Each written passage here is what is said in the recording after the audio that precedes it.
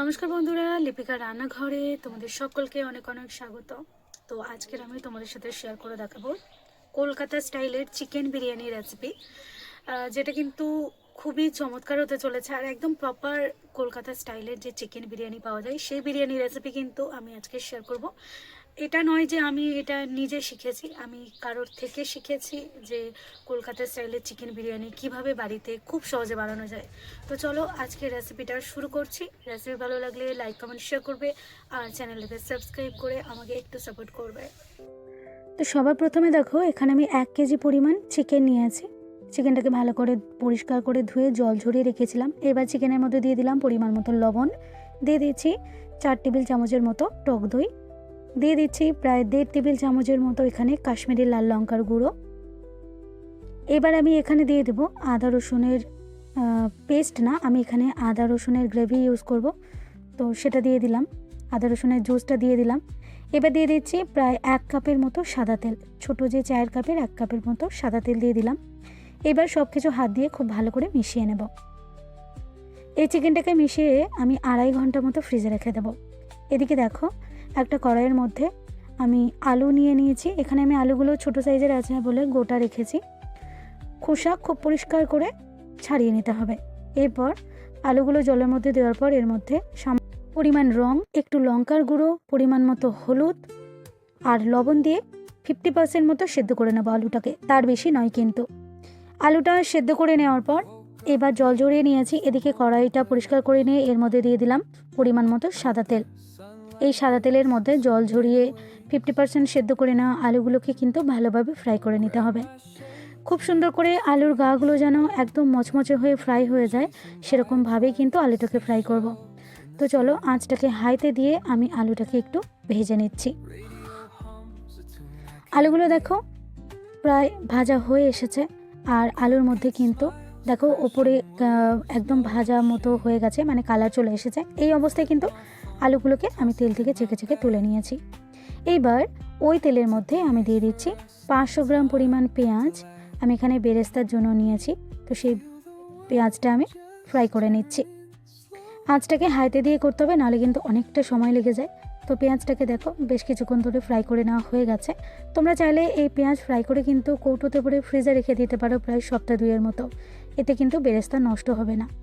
এদিকে দেখো, অল্প পরিমাণ পেঁয়াজ ভাজা তেলের মধ্যে রেখে দেওয়ার পর ওই তেলের মধ্যে দিয়ে দিচ্ছি যে ম্যারিনেট করা চিকেনটা আমি ফ্রিজে রেখেছিলাম 2-2.5 ঘন্টা, সেই চিকেনটা দিয়ে দিলাম। এবার এই চিকেনটাকে খুব ভালোভাবে নাড়াচাড়া করে নিতে হবে সব কিছুর সঙ্গে। এবার কিন্তু কোনো রকম ঢাকা দেওয়া যাবে না। ঢাকা খোলা অবস্থায় কিন্তু চিকেনটাকে 50% থেকে 60% মতো কুক করে নিতে হবে। এদিকে একটা হাঁড়িতে আমি জল নিয়ে নিয়েছি পরিমাণ মতো, এর মধ্যে দিয়ে দিচ্ছি গোটা গরম মশলা আর দিয়ে দেব একটু গোলমরিচ। তো গোটা গোলমরিচ কিছুটা দিয়ে দিলাম। দিয়ে এবার আমি এই জলের মধ্যে দিয়ে দিচ্ছি পরিমাণ মতো লবণ। লবণের পরিমাণটা কিন্তু একদম ঠিকঠাকভাবে দিতে হবে। দিয়ে দিচ্ছি সামান্য পরিমাণে একটু সাদা তেল।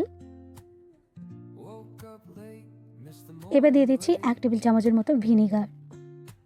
সব কিছু দিয়ে জলটাকে ওদিকে আমি ফুটতে বসিয়েছি। আর এদিকে দেখো চিকেনটা কিন্তু প্রায় কিন্তু যখন এরকম জল বেরিয়ে যাবে তখন এর মধ্যে দিয়ে দিতে হবে ঝালের জন্য লঙ্কার গুঁড়ো। তো আমি 1 টেবিল চামচের মতো লঙ্কার গুঁড়ো দিয়ে দিলাম একটু বিরিয়ানি মশলা প্রায় 1.5 টেবিল চামচের মতো, আর দিয়ে দিলাম এখানে কিছুটা পরিমাণ আবারও বেরেস্তা। তো সব কিছু দিয়ে এবার চিকেনটাকে খুব ভালোভাবে রান্না করে নিতে হবে। যতক্ষণ না চিকেন থেকে সম্পূর্ণ তেলটা ছেড়ে বেরিয়ে যায় ততক্ষণ পর্যন্ত কিন্তু চিকেনটাকে রান্না করব। আর এটা কিন্তু খুব তাড়াতাড়ি হয়ে যায়। তো আমি ওই যে বলে দিলাম যে চিকেনটাকে কিন্তু অবশ্যই করে কিন্তু 50 থেকে 60% মতোই কিন্তু রান্না করতে হবে। তো চিকেনটা দেখো রান্না হয়ে গেছে, আর চিকেন থেকে একেবারে তেল ছেড়ে কিন্তু বেরিয়ে গেছে। এইবার আমি একটা ছাঁকনি দিয়ে চিকেনগুলোকে তেল থেকে ছেঁকে ছেঁকে তুলে নেব। এখানে দেখো যে চিকেনের যে গ্রেভিটা রয়েছে এটাকে আমি দুভাগে ভাগ করব। তো প্রথম একটা ছোট বাটিতে আমি একটু তেল তুলে রাখছি। এখানে আমি প্রায় 1/2 কাপের মতো তেল, একটা ছোট চায়ের কাপের 1/2 কাপের মতো তেল আমি একটু তুলে নেব প্রথমবার। আর বাদবাকি যে গ্রেভিটা সেটাকে একটু স্ট্রেনার দিয়ে ভালো করে ছেঁকে নেব। আর যে এই যে উপরের এক্সট্রা অংশটা এটাকে ফেলে দেব। এবার এই যে গ্রেভিটা রয়েছে এটাকে আমি এবার রেডি করব। তো এখানে দেখো জলটাও ফুটতে শুরু করেছে। আমি এবার 2.5 ঘন্টা আগে কিন্তু 2 থেকে 2.5 ঘন্টা আগে কিন্তু চালটাকে ভিজিয়ে রেখেছিলাম, সেই ভেজানো চালটা জল ঝরিয়ে দিয়ে দিলাম। আর এই রাইসটাকেও কিন্তু 50 থেকে 60% মতো কিন্তু কুক করে নেব। বাদ বাকিটা কিন্তু যখন দমে দেব তখন কিন্তু হবে, ঠিক আছে। এবার যে বড় বাটিটা গ্রেভিতে আমি ছেঁকে রেখেছিলাম সেই বাটির মধ্যে দিয়ে দিলাম 1.5 টেবিল চামচের মতো ভিনিগার, দিয়ে দিচ্ছি কেওড়া জলের পরিমাণটা কিন্তু অবশ্যই করে একটু বেশি দিতে হবে, আর গোলাপ জলের পরিমাণটা কম। দিয়ে দিচ্ছি গোলাপ জল। এবার দিয়ে দেবো পরিমাণ মতো দুধ, প্রায় 1 কাপের মতো দুধ আমি এখানে দিয়ে দিলাম। আমুলের যে লিকুইড দুধ সেটা দিয়ে দিলাম। দিয়ে দিচ্ছি 1/2 কাপের মতো ঘি। এবার দিয়ে দেবো এর মধ্যে বিরিয়ানি মশলা, প্রায় 2 টেবিল চামচের মতো বিরিয়ানি মশলা দিয়ে দিলাম।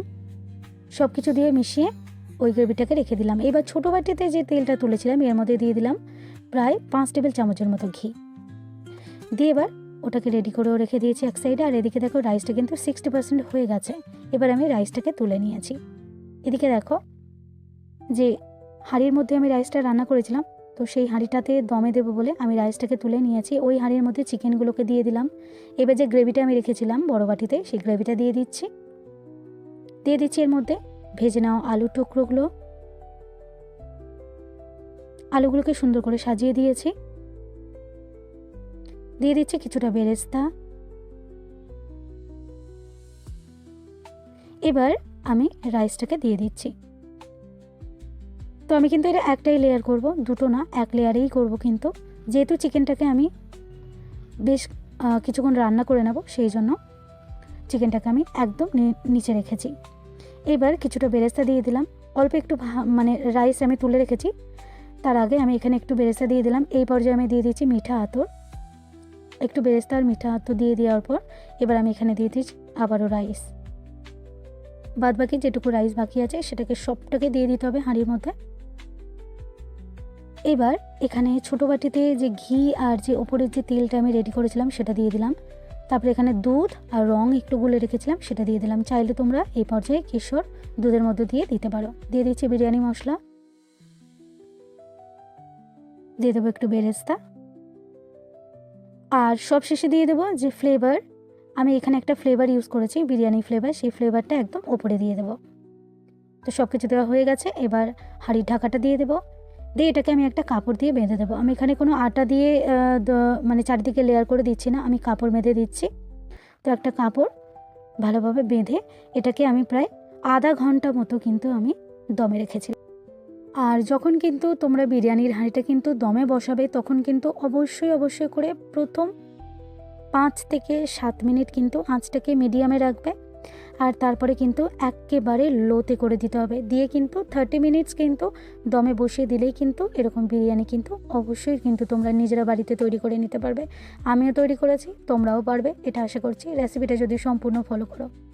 তো আজকের রেসিপি এই পর্যন্তই। আবার আসবো এরকম আরও একটা অন্যরকম নতুন রেসিপি নিয়ে তোমাদের সাথে শেয়ার করার জন্য। তো সবাই খুব ভালো থাকবে আর দেখতে থাকবে লিপিকা রান্নাঘর। আর রেসিপি কেমন লাগলো অবশ্যই কিন্তু একটা কমেন্ট করে জানাবে। তো চলো।